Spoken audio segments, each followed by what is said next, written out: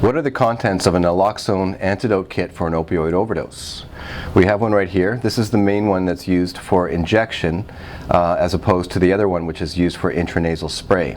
So the injection one, as we open it, contains our syringe and the needles. The needle is used to draw the fluid up out of the ampule here. When I showed in the other video, you'll see how I draw the fluid out of the ampule. So we have protective sterile gloves here, as well as a rescue breath for mouth-to-mouth, a barrier device to prevent touching the skin or sharing any sort of saliva. Finally, there's alcohol wipe. The idea is to wipe that on the skin prior to injecting the needle. So to summarize, this is a Naloxone Intramuscular Injection Kit meant to give a needle to the person's muscle, to somebody who's having an overdose, who's not responding, and to drop the fluid with the syringe and to give it safely so that there's no harm to anybody.